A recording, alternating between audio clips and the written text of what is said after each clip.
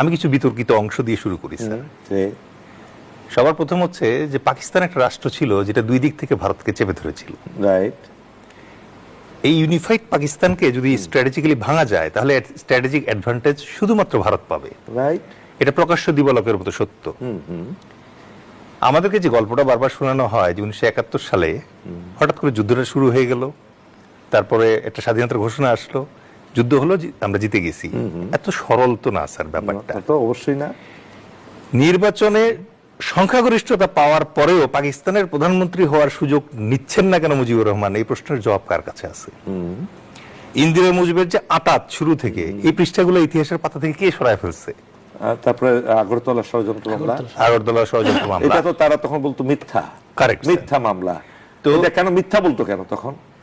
Sir political advantage নেওয়ার জন্য। এবং র তখন এত অ্যাক্টিভলি এই অংশটাতে কাজ করতে পারতো না। এবং আপনি আরো কিছু বিতর্কিত অংশ যদি দেখেন স্যার, প্রথম কথা হচ্ছে স্বাধীনতা যুদ্ধ শুরু হয়ে গেল, প্রথম পালায় গেলেন শেখ মুজিব স্বয়ং নিজেই। তিনি নিজে গিয়ে আত্মসমর্পণ করলেন, করে পূর্ব পাকিস্তানেও থাকলেন না স্যার, চলে গেলেন পশ্চিম পাকিস্তানে নিরাপত্তম আশ্রয়ে। একই সাথে নিশ্চিত করলেন তার ফ্যামিলি যেন আর্মির কাস্টডিতে থাকে, তার মেয়ের সন্তান নাতি যেন আর্মির সিএইচে জন্মগ্রহণ করতে পারে, এবং মাসোয়ারা উনি পেতেন, ওনার কন্যা পেতেন, এবং কন্যার যে হাজবেন্ড ছিল ওয়াজেদ মিয়া উনিও পেতেন। তার মানে this was a very good settlement. Right. Okay. এর ভেতরে বিপদে পড়লেন এক ইয়াং মেজর, নাম মেজর জিয়াউর রহমান।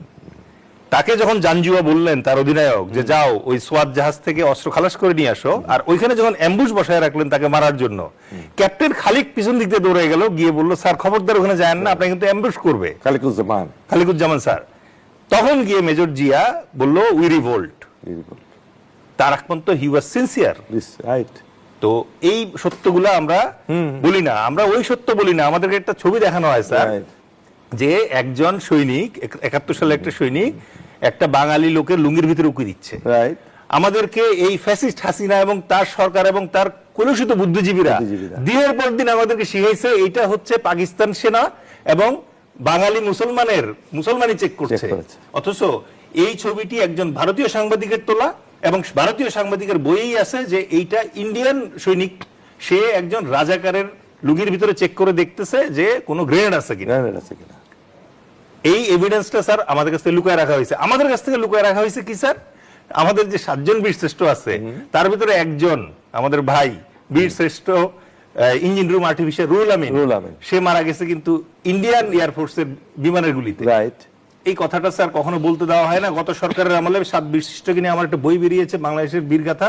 এই বই আমি লাইনটা লিখেছিলাম বলে এই বইটা আমাকে প্রকাশ করতে দেওয়া হয় নাই স্যার। আচ্ছা, ক্লিয়ারেন্স পায় না, এমআই ক্লিয়ারেন্স। অবশেষে স্যার ওই লাইনটা বাদ দিয়ে আমাকে ছাপাইতে হয়েছে। একইভাবে তো আরো 2 জনের বই বাজেয়াপ্ত করা হলো। একজন হলো একে খন্দকারের একটা বই দেয়াল, ওনার বইটা ছিল ঘরে বাইরে, ভিতরে বাইরে। আর আরেকটা বই লিখেছেন প্রখ্যাত ঔপন্যাসিক হুমায়ুন আহমেদ, তিনি লিখেছেন দেয়াল, একটা বই লিখেছিলেন। সেই দেয়ালে কিন্তু অনেক ঘটনা লেখা ছিল। এটা ছিল মুজাম্মেলের নিয়ে, যে একটা মেজর নাসিরের এবং একটা মেয়েকে অ্যাবডাক্ট করে নববধূ তাকে রেপ করে তাদেরকে হত্যা করা, এইগুলো লেখা ছিল বলে সেই বইটাও কিন্তু বাজেয়াপ্ত করা হয়, বাতিল করা হয়েছে। এবং সবচেয়ে বিতর্কিত যে ব্যাপারটা স্যার, আমার দেশের স্বাধীনতা যুদ্ধে আমরা জয়লাভ করেছি, আমাদেরকে বারবার একটা ছবি দেখানো হয় যে ছবিতে স্যার 2 জন সেনাপতি বসা, যেখানে একজন জেনারেল নিয়াজি, টাইগার নিয়াজি, তিনি তার নিজের 90,000 সৈন্যের সুরক্ষার জন্য আরেকজন জেনারেল অরোরার কাছে আত্মসমর্পণ করতেছে, এই কারণে যে উনি ভরসা পাচ্ছেন না যে মুক্তিযোদ্ধারা যেহেতু এখনো স্বাধীনতা এবং একটা সংগঠিত আর্মি না, সুতরাং জেনেভা কনভেনশন মানবে কিনা সেই নিশ্চয়তা নাই। এখন একটা সেনা প্রধান মানে বাহিনী প্রধান আরেকটা ফিল্ড কমান্ডারের কাছে আত্মসমর্পণ করছে। আত্মসমর্পণের ছবি কিভাবে আমার বিজয়ের ছবি হয়? ওখানে তো এমএজি ওসমানীর ছবি নাই, Z force commander, S force commander, K force commander, কারো অস্তিত্ব নাই। তারা কি আমাদের বিজয়ের পরে একবার বসে একটা ছবি তোলেন নাই? মেজর দেল, এখানে আরেকটু আপনার দৃষ্টি আকর্ষণ করছে, শুধু এটাই না, সেখানে একে খন্দকার এরকম উকি মেরে উনি দাঁড়িয়েছিলেন, সেই ছবিটা মাইনাস করে দিয়ে তারপরে তার ছবিটাও সেখান থেকে রিপোর্ট করে দিয়ে তারপরে তাদের যে পশ্চিম বাংলায় ফোর্ট উইলিয়ামে যে ছবিটা লাগানো হয়েছে তার ছবিটা সেখান থেকে আউট করে দিয়েছে। এবং স্যার আমাদের যে ইনস্ট্রুমেন্ট অফ সারেন্ডার সেখানে আমাদের প্রতিনিধি সাইন কোথায়? যদি এটা না থাকে, যদি বলে যে মিত্র বাহিনী গঠন করা হয়েছিল, তাহলে ওই ডকুমেন্টটা আমি দেখতে চাই যে কোন ডকুমেন্টের মাধ্যমে অ্যালাইড ফোর্স গঠিত হয়েছিল। দ্বিতীয় বিশ্বযুদ্ধের অ্যালাইড ফোর্স কিন্তু স্যার সবার সিগনেচার আছে যে তারা অ্যালাইড ফোর্স এবং আইজেনহাওয়ার তার কমান্ডার। কিন্তু ইন্ডিয়া কবে কখন কার সাথে স্যার এই সিগনেচার করেছিল যে তারা আমাদের মিত্র বাহিনী কমান্ডার? এই জাতীয় বিতর্কগুলো স্যার আমরা যারা ইয়াঙ্গার জেনারেশন আছি স্যার, আমাদের চোখে তো স্যার চশমা নাই স্যার, আমরা নির্মোহভাবে তাকাই। আমরা প্রশ্ন করি যে প্রায়ই দেখবেন যে ভারতীয়রা বলার চেষ্টা করে যে আমরা হেল্প না করলে তো স্বাধীনতা পেতি না।